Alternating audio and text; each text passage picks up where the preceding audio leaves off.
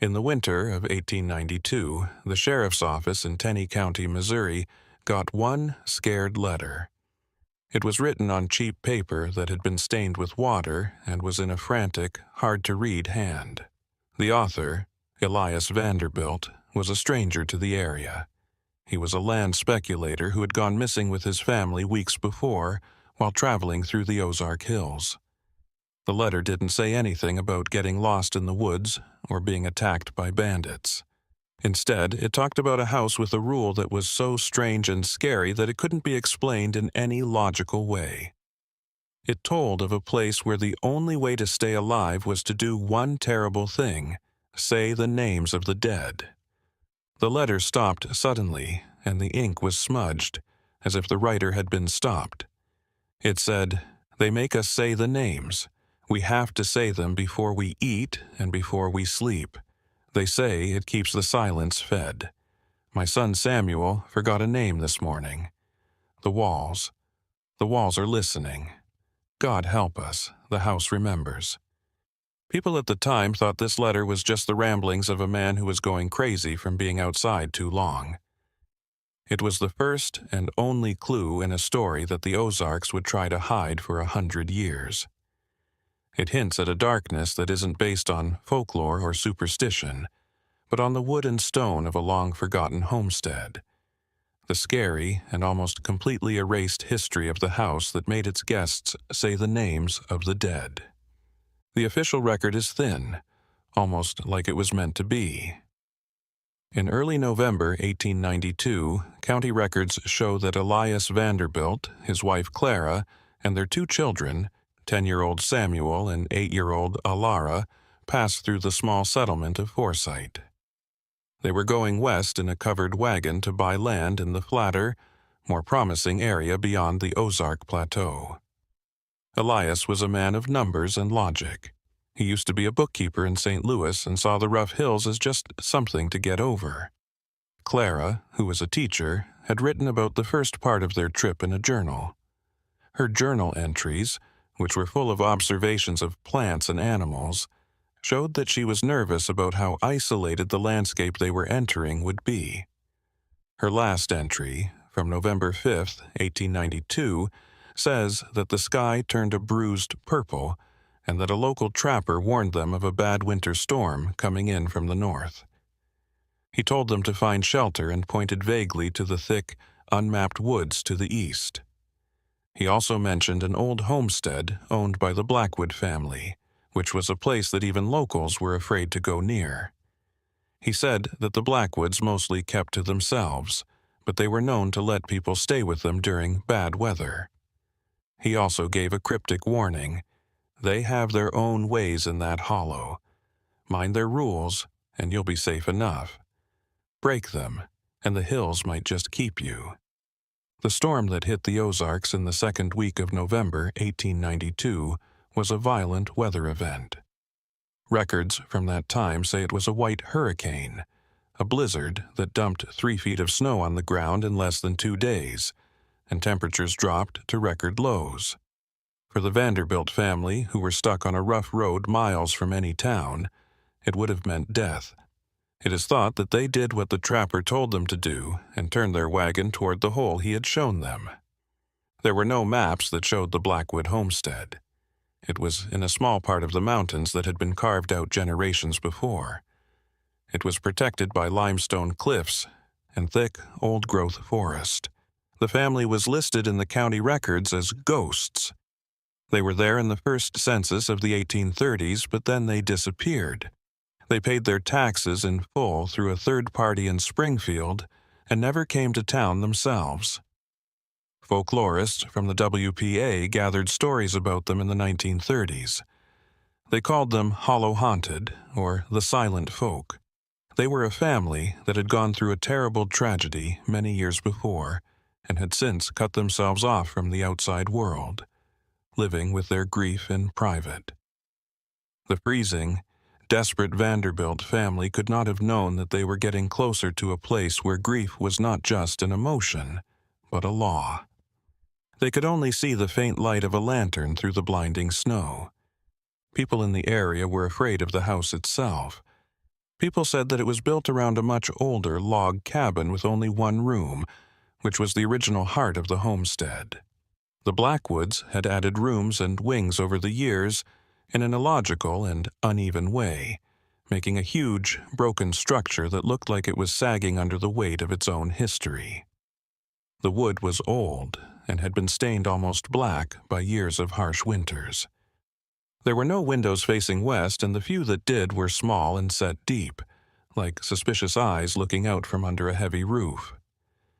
In an interview from 1938, a local midwife remembered being called to the house in the 1880s and said that the inside was colder than the air outside.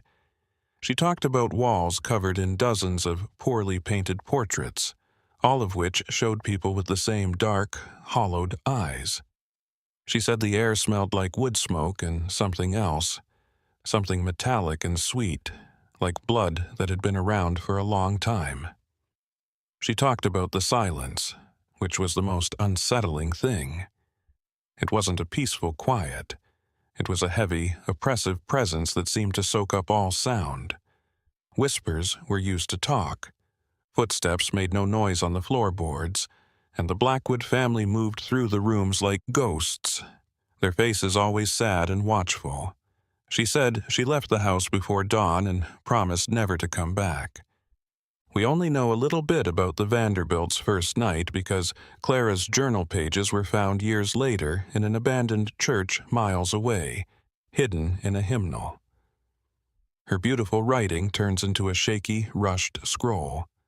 She writes about how the patriarch, Silas Blackwood, welcomed her. He was a tall, thin man with a beard that didn't hide the deep sadness in his face. Morwen, his wife, moved without making a sound.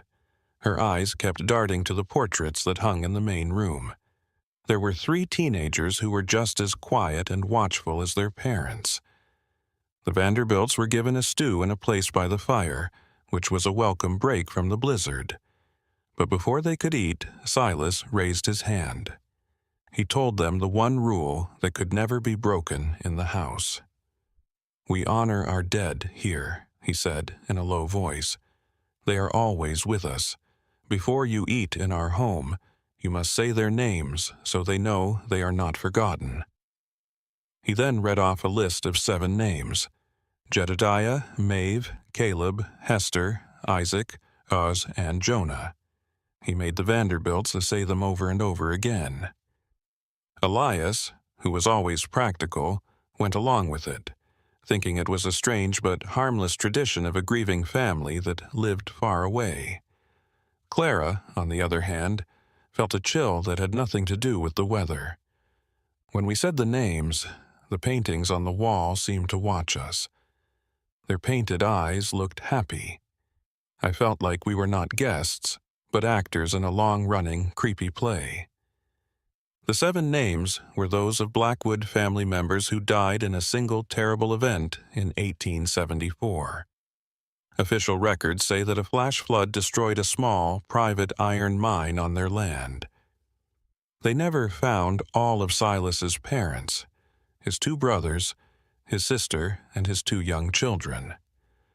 The mine was closed, and the event was recorded as a local tragedy. But unofficial stories that were told in taverns and general stores for years after told a darker story. They talked about how the Blackwoods were obsessed with digging because they thought the hills held a special vein of iron that would make them rich. Some people said that Silas's father, Jedediah, had ignored warnings from local Osage tribesmen that the ground in that hollow was unstable and even cursed. Some people said that the mine didn't collapse because of a flood, but because of an explosion. No one could explain why the Blackwoods would have blown up their own family.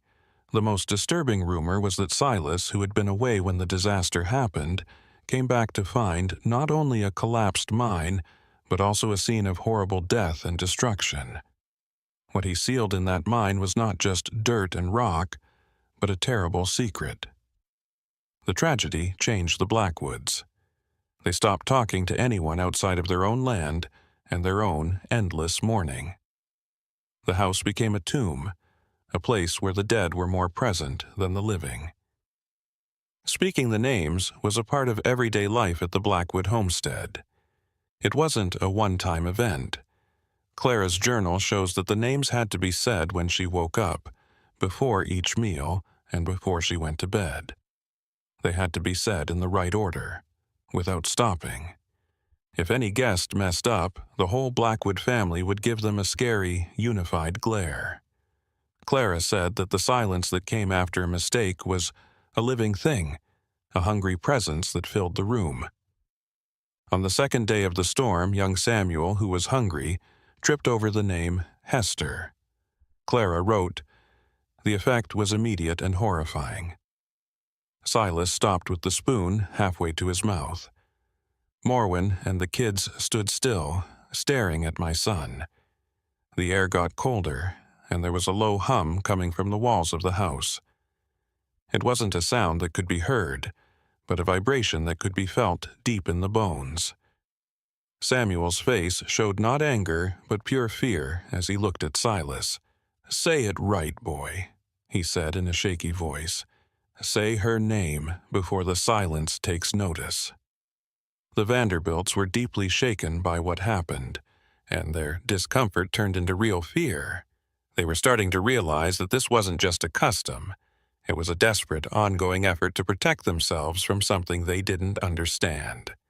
As the days went by, the psychological toll of the forced ritual started to wear on the Vanderbilts' nerves. The house itself seemed to be taking part in their suffering. Clara's journal talked about strange things that happened during the ritual. For example, the eyes of the portraits seemed to follow them, and they heard soft whispers coming from empty corners of the rooms that sounded like the names they had to say. At night, they heard what sounded like scratching coming from inside the walls. The noise would stop only after Silas walked around the house, saying the 7 names over and over again like a prayer. The Vanderbilts were stuck not just because of the snow, which kept falling, but also because the house was so oppressive. They lived in a mausoleum and had to hold a séance every day for a family of mourners who didn't say a word. Elias, who had been trying to keep things normal, started to lose his cool. He tried to get Silas to talk about the outside world, politics, and the price of land, but Silas only wanted to talk about the dead. He told stories about how strong Jedediah was or how kind Maeve was, as if they were still in the next room. It was clear that the Blackwoods' lives had stopped in 1874. They were stuck in an endless cycle of grief, and the Vanderbilts were now unwilling participants in their creepy memory. There are many stories about small towns in the Ozarks and their strange customs, but the Blackwood case is different because it was meant to be psychologically cruel. What happened next in that house proves it. Elias Vanderbilt reached his breaking point on the 4th day. He started to quietly look around the house because he needed a logical reason. He saw that one door in the main hall was locked and barred from the outside. The patriarch's face darkened when he asked Silas what was beyond it. "The old room," he said in a short voice. "The heart of the house. We don't go in there, it's their room now." This only made Elias more suspicious. Later that night, while the Blackwoods were holding a quiet, candlelit vigil in front of the paintings, Elias was able to sneak away and look at the door that was off limits. He could see through a crack in the old wood that the room beyond was the original log cabin that the rest of the house had been built around. He could see that the floor was covered in a thick layer of reddish-brown dust, almost like dried clay, in the dim light that came through a dirty window. There were 7 distinct mounds of this dust in the room. That reddish-brown dust was probably soil from the collapsed mine that was rich in iron. In the 1950s, a geological survey of the area found that the specific hollow where the Blackwood homestead was thought to be located had soil with a very high concentration of hematite, which gives it a blood-red color. Elias, who was good at spotting minerals and land, would have known it. Finding the 7 mounds of mine dirt in the locked room must have been a terrifying shock. It made it seem like the Blackwoods hadn't just closed the mine and left. They had brought a piece of it into their home. They had made a symbolic grave, a shrine to the family members they had lost, right in their own home. This act was more than just sadness. It showed a deep, unhealthy obsession.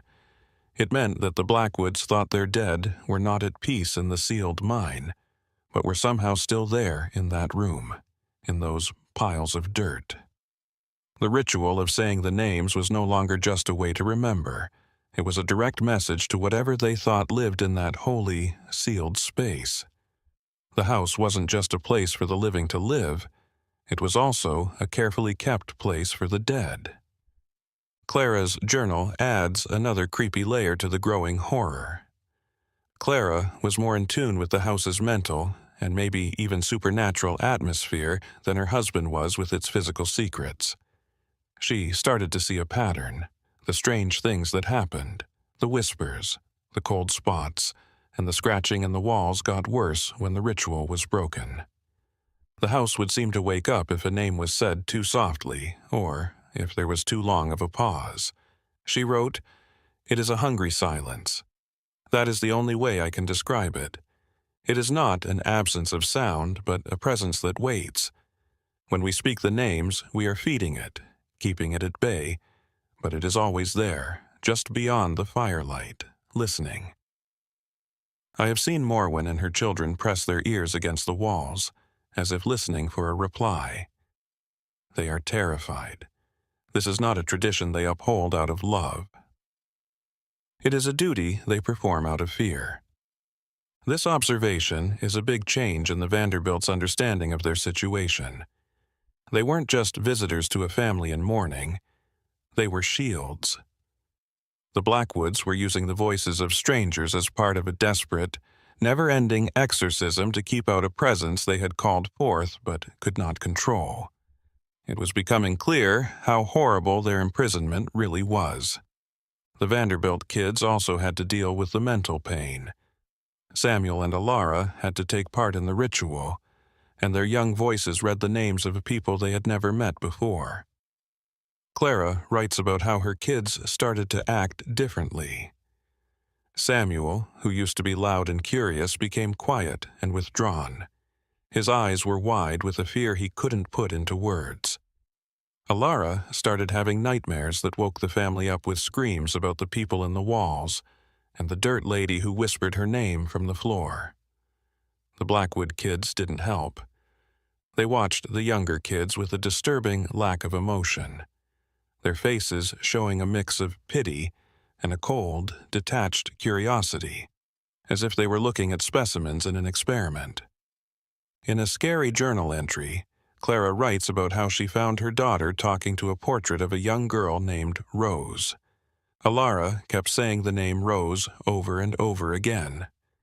Clara's daughter turned to her with a blank look in her eyes and said, "She says if I say her name enough, she'll tell me how to join her. She says it's quiet in the wall." The house was not only a prison for their bodies, it was also trying to take over their minds. Elias knew they had to get away. The storm had calmed down, but the snow was still deep and their wagon was buried. He started to plan, keeping an eye on the Blackwoods' daily activities to find a chance. He understood that the ritual and the locked room were the center of the family's life. They were always on guard, and their fear kept them in jail. The only way he could get away would be to make something so distracting that it would break their focus on their ritual. He made a risky choice. He would break into the room that was off limits. He thought that whatever was inside, whatever the Blackwoods were afraid of, might be their only way to get free. He wanted to do it in the middle of the night, when everyone was asleep. The last entry in Clara's journal is the night before her planned escape. Elias goes to the heart of this dark place tonight. I do not know what he will find, but I fear it is the source of this family's madness. I pray he finds a weapon, a weakness, some way for us to flee, but I fear he will only find the truth, and that the truth is what has kept this family chained to their sorrow. May God have mercy on us, for I feel there is none in this house. After this point, there is no more historical record. The end of the journal. What happened next is a mystery that we can only guess at, based on Elias's frantic last letter and a horrifying discovery made decades later. Elias Vanderbilt did get into the locked room. It was likely written in the immediate terrified aftermath of what he found and sent to the Tenney County Sheriff. He must have been able to get the bar off the door and get inside while the Blackwoods slept fitfully, always on guard. He would have seen the 7 mounds of reddish earth inside, just like he had seen through the crack. But he must have found something else that broke his rational mind and made him freak out. The letter says that the walls can hear and the house can remember. This means he may have found proof of other victims. He might have found personal items like a boot, a locket, or a torn book that were partially buried in the dirt.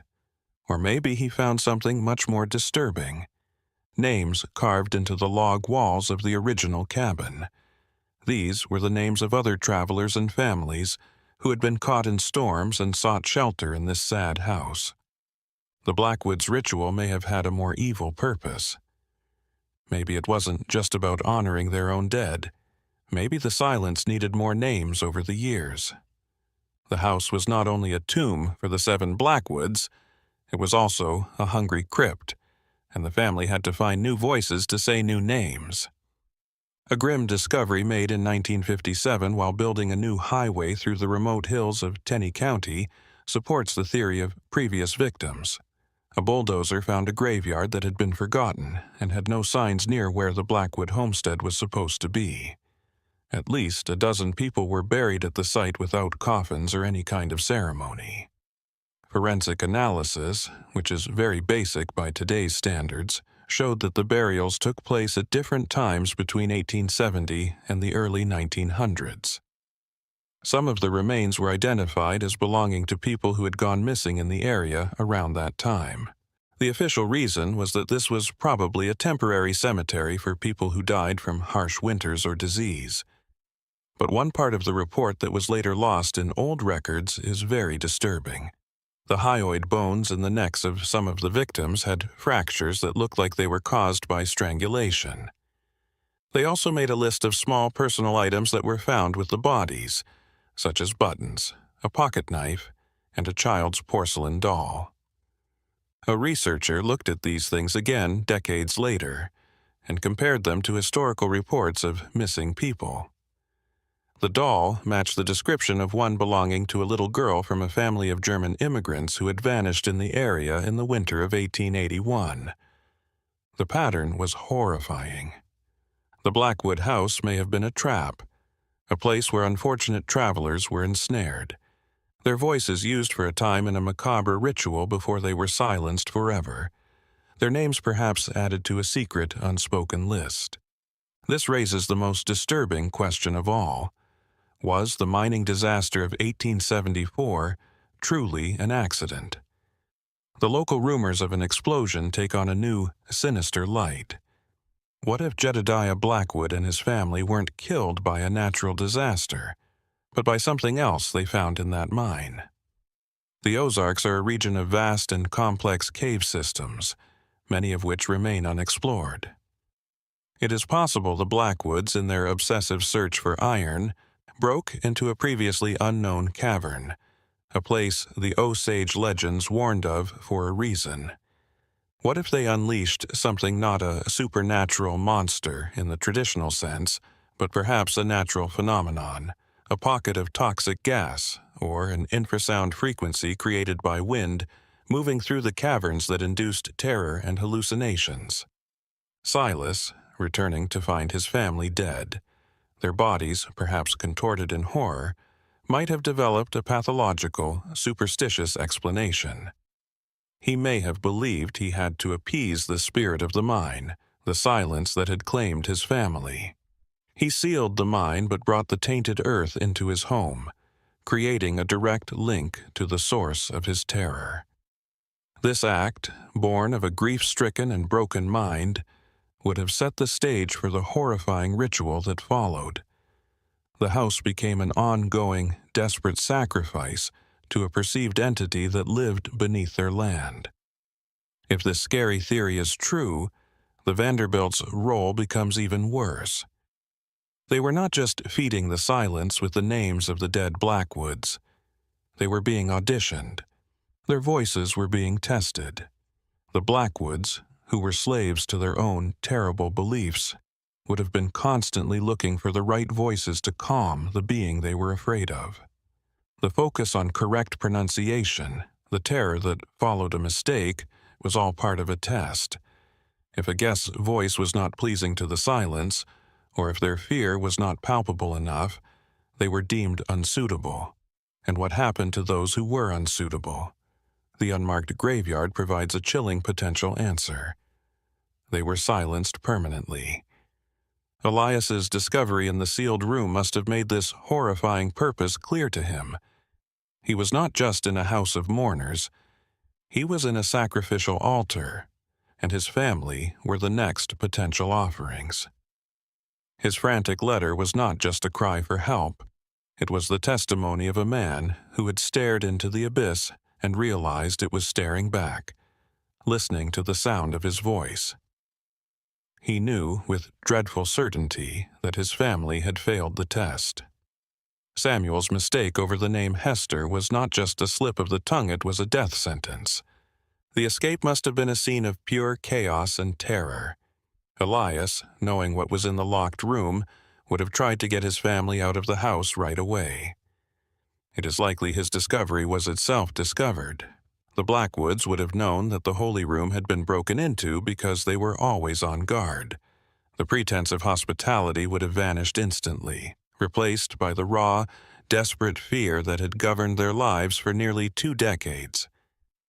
The ensuing struggle is lost to history, but its outcome is tragically clear. The Vanderbilts did not escape together. Elias's letter, mailed from a town many miles away, proves that he at least got out. But he was alone. The letter makes no mention of his wife or children's whereabouts, only a desperate repeated plea for the sheriff to investigate the house. "You must go there," he wrote. "You must see what is in the walls. They have my family." The letter is the last known communication from Elias Vanderbilt. No one ever saw him again. He may have succumbed to the elements, or, haunted by his failure and his grief, simply vanished into the vast American frontier, a ghost in his own right. What is certain is that the Tenney County Sheriff did not heed his warning. The letter was filed away and no investigation was ever launched. Why did no one listen to Elias's plea? In the 1890s, the Ozarks were a world unto themselves. Law enforcement was scarce, and isolated communities often handled their own affairs. The Blackwoods, while reclusive, were still landowners from an old family. A wild accusation from a frantic, vanished stranger would have held little weight against the deeply ingrained local habit of leaving well enough alone. There may have been a more evil reason, too. In the 1940s, a sheriff's deputy from a nearby county talked about a code of silence that existed about some powerful families in the hills. He said, "There were places you didn't go, people you didn't ask questions about. It wasn't about them being criminals in the usual sense. It was about them being part of the land, part of an older, darker order. You stirred up their business. You risk stirring up something that everyone else had agreed to let sleep." The Blackwoods, with their known tragedy and their self-imposed isolation, would have fit this description perfectly.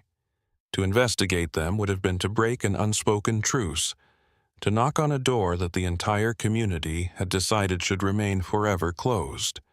The official silence was not just a lack of action, it was a planned act of containment. The dark, unresolved heart of this whole macabre story is what happened to Clara, Samuel, and Alara Vanderbilt. According to the scary logic of the Blackwood house, their end was probably horrible. They were kept behind because their voices were still needed for the ritual, or because they were chosen as the next sacrifice to the silence. One can picture a scene of unimaginable psychological horror, a mother having to say the names of the dead to protect her kids, knowing that any mistake could kill them, a child having to say the names of strangers while their own father's name is now among the missing, the silenced.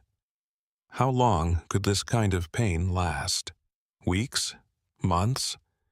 Until the next storm brought the next unsuspecting travelers to the door, their voices fresh and their fear strong. Finding the child's doll in the unmarked grave near the house is a haunting reminder of Alara Vanderbilt. It is very likely that she and her brother ended up like the other bad guests, with their small bodies buried in the cold Ozark earth and their names never spoken again. The only thing written about them is a short note in a county ledger.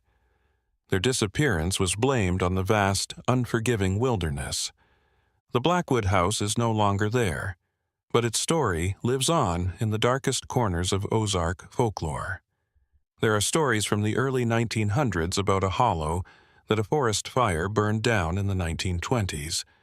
The fire was very strong, so strong that it was said to have broken the stones that made up the foundation.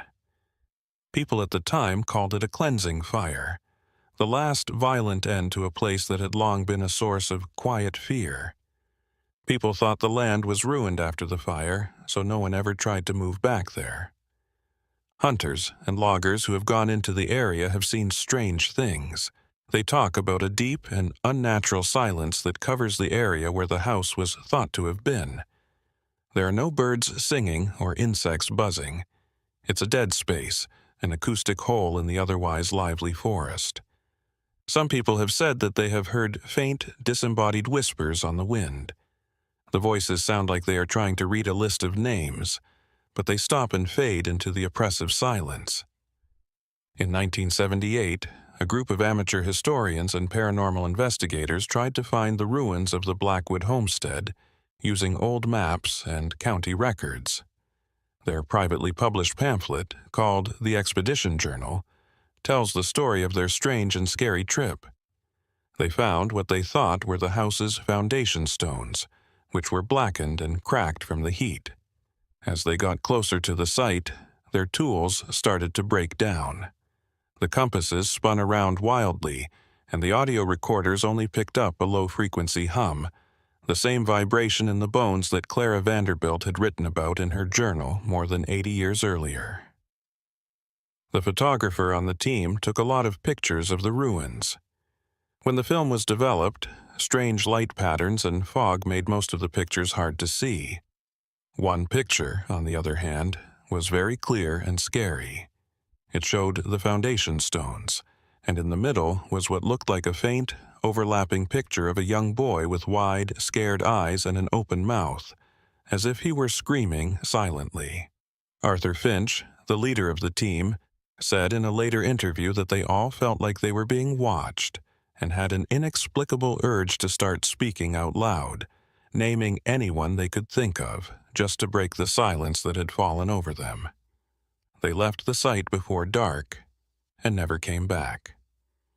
The Osage Nation, which is not a likely source, has the most convincing and disturbing evidence that supports this dark history. An anthropologist studying Osage oral traditions in the 1990s recorded a story from an elder about a place they called the Cave of Hungry Silence. The elder's description of where this cave is matches where the Blackwood mine is thought to be. The story says it was a holy place, but also a very dangerous one where the earth listened. It was used for vision quests, but only by the strongest shamans, because the cave had a way of taking away the voices of people who were afraid when they entered. The elder told a story that had been told for generations about a family of white settlers who dug into sacred ground despite the tribe's warnings. He said that the cave's deep hunger woke up, and it ate their names and their breath.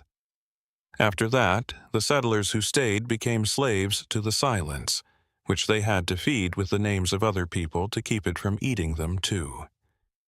This oral tradition, which has been passed down for more than 100 years, is a great match for the events that can be put together from the Vanderbilt letters and other historical fragments. It implies that the Blackwoods did not fabricate their terrifying ritual solely out of insanity, but rather as a fearful, superstitious reaction to a phenomenon that indigenous tribes had been aware of and apprehensive about for centuries. What could this event be? A scientific explanation, albeit conjectural, may be found in the distinctive geology of the Ozarks. The area is famous for its large limestone and dolomite formations, which are full of caves and underground rivers. This kind of land is called karsted topography. Some cave systems can work like huge resonating chambers, making complex infrasound, which is sound waves that are too low for humans to hear. Infrasound is known to have strong effects on the body and mind at certain frequencies. It can make you feel very anxious, scared, sad, and paranoid. It can make you see and hear things that aren't there, like the feeling of someone being there, hearing whispers, or seeing shapes that come and go in your peripheral vision. If the Blackwoods broke into a cave system like this, the constant exposure to a strong, localized infrasound source could have made them go crazy. It could have started a cycle of fear that would never end. They were terrified and saw things that weren't there. They thought it was because of an evil spirit and came up with a way to calm it down. The ritual, which was based on fear and silence, would only make their mental health worse, making them even more sensitive to the infrasound. The house turned into a pressure cooker of geological and mental terror. This scientific theory gives the events a very logical framework. The hungry silence was the feeling of infrasound pushing against them. The whispers and visions of people in the walls were hallucinations that made them hear and see things that weren't there. The Blackwoods were really scared, but it wasn't a ghost that scared them. It was the ground beneath their feet. When people like the Vanderbilts came into this environment, they would also start to feel the effects. The forced ritual would be a strong psychological primer. If someone were told that there was something to be afraid of, something that listened from the silence, they would be much more likely to see the unsettling physical effects of infrasound exposure as a supernatural threat. The Blackwoods were more than just torturers. They were also carriers of a psychological disease that made anyone who entered their home go crazy in the same way that they had. There were no ghosts in the house, but there was a noise that could make people do terrible things to try to get it to stop. Saying the names was a pointless way to try to fill a silence that was never really empty. The story of the house that made guests say the names of the dead is a scary example of how being alone can lead to its own strange and scary diseases. The Blackwood family had to deal with a force they couldn't understand, whether it was a supernatural being or a geological event, far away from the centers of civilization and law. Their grief, which was not held back by the rules of society, grew into a huge obsession. They made their own terrible religion and set of laws. Their god was silence, and the names of the dead were their prayers. The house was like a small hell, with its own strange rules. The worst thing you could do there wasn't kill someone. It was stay quiet.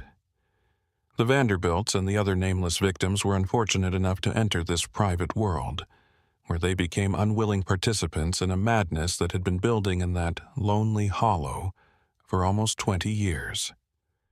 A family that had become wilder and more dangerous than any predator in the Ozark Hills killed them, not the wilderness. Their story is a scary reminder that the deepest darkness isn't always found in old curses or haunted graveyards. It's often found in the scared, desperate minds of people. There is still one last disturbing piece of the puzzle. In the 1960s, a man in California who was a distant descendant of the Blackwood family and didn't know about their dark past was diagnosed with a rare hereditary neurological disorder. The disorder made the person hear things that weren't there, feel paranoid, and slowly lose their mind. Researchers in medicine were able to trace the genetic marker for the disease back through many generations.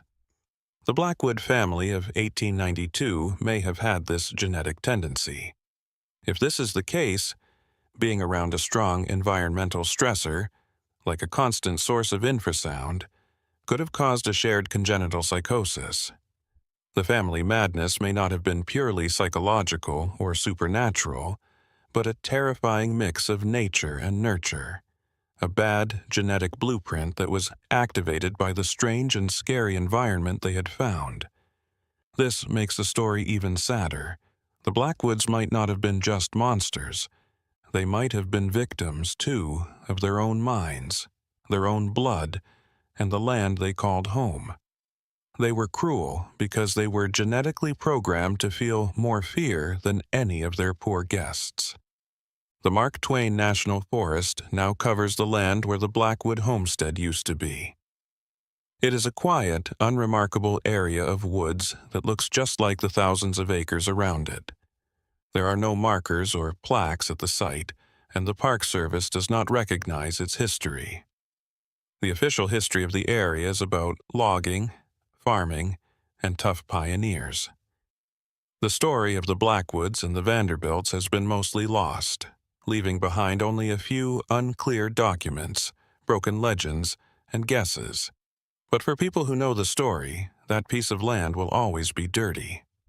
It was a place where the line between sadness and insanity, between science and superstition, and between the living and the dead became very thin. It is a silent tribute to a uniquely American horror story, a reminder that dark things can happen in lonely places, and a warning that some secrets should stay buried. Walking through that hollow makes you feel the weight of what happened there. It is to feel the heavy, listening silence and an inexplicable primal need to say a name, any name, just to show that you are still there.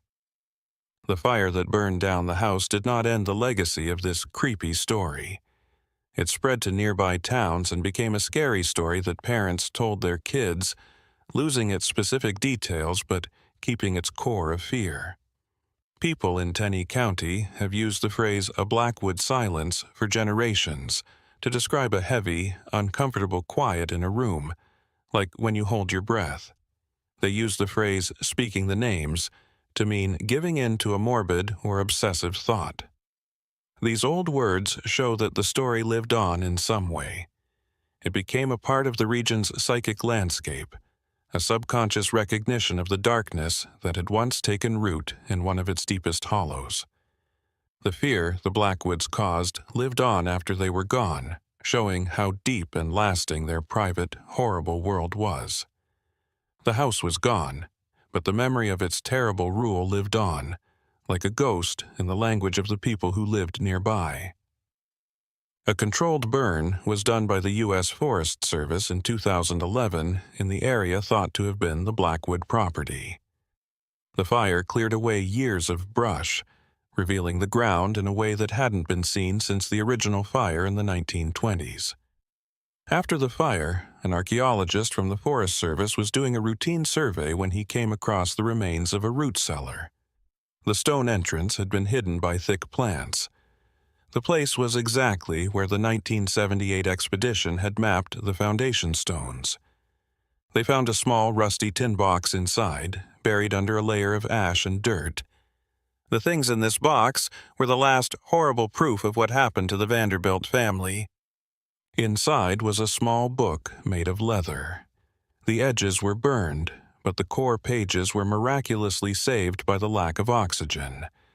It wasn't a diary, it was a ledger. There were lists of names on its pages written in a clear, organized way. The first list had the names of the 7 dead Blackwoods.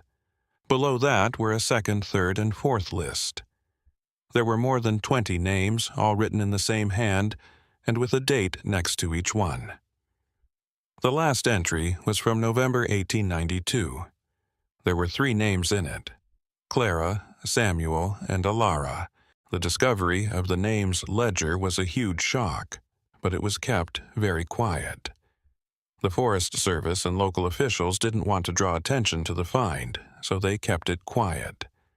A private conservation lab got the ledger, and only a few researchers have been able to look at it. What they found is very upsetting. It is thought that Silas Blackwood wrote the handwriting that is the same throughout the book. It looks like the names of guests or families of guests were carefully written down in the ledger after they were silenced. The tone of the ledger is not one of victory. It is one of grim, bureaucratic duty. This was not a killer's trophy list. It looks like a ledger for the dead. Researchers think that this was the last horrible part of the ritual. When someone was sacrificed to the silence, their name had to be added to the official list of names that were spoken in the daily ceremony. The ritual wasn't set in stone. It changed with each new victim. The burden on the other Blackwoods and any guests who came after them would have gotten heavier and heavier. The list of names would have gotten longer, and the chances of making a deadly mistake would have gotten higher. It was a terrifying system that was meant to keep going, like a chain letter from the dead. The ledger also helps to make sense of Elias Vanderbilt's last letter, which was very sad. He must have read this book after he broke into the locked room. Maybe he found another secret compartment, another place where Silas kept his terrible records. It would have been the last mind-blowing blow to see his wife's and children's names often formally entered into that creepy register, as if they were already dead. It meant that their fate was set. The Blackwoods weren't just keeping them prisoner. They had already processed them, put them in groups, and added them to the list of the damned. His escape was no longer about saving his family. It was about bearing witness, a last-ditch effort to bring justice to a place that had its own terrible, twisted form of order. His letter didn't ask for help. It asked for an exorcism. He knew his family was dead, and he wanted everyone to know about the evil system that had taken them. The ledger is now in a safe, secret place. The root cellar has been filled in, and the official reason is safety. The forest has taken back the land once more. The story is, for all intents and purposes, buried again. The ledger, on the other hand, shows that the murders in that house were not random. They were part of a planned, ritualized process that lasted almost 20 years. The Blackwood family was stuck in their grief, their madness, and maybe even their genes.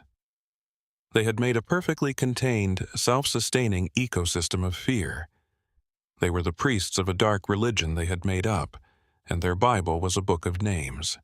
They weren't just murderers. They were also caretakers of a growing collection of ghosts, each one adding to their house, their ritual, and their own broken minds.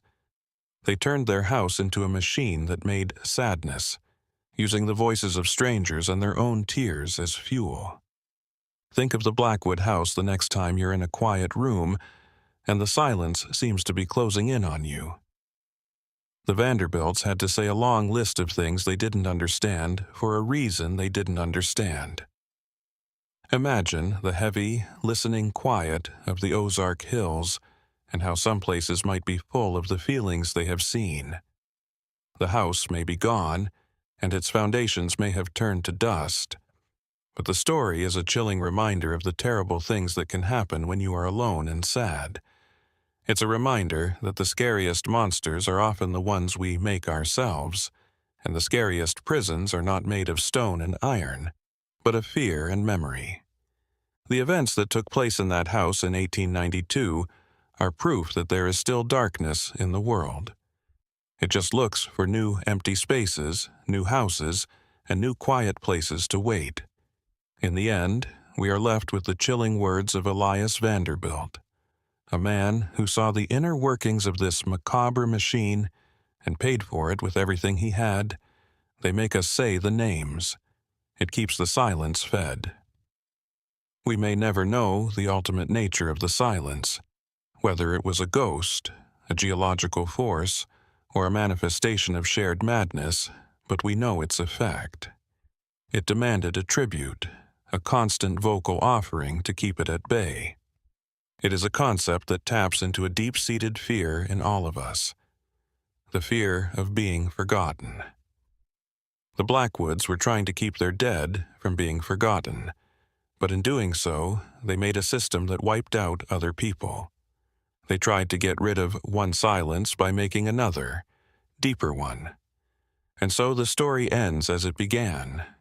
In a whisper, a list of names spoken into a hungry quiet, a warning that some doors should never be opened, some rules should never be followed, and some silences are not empty.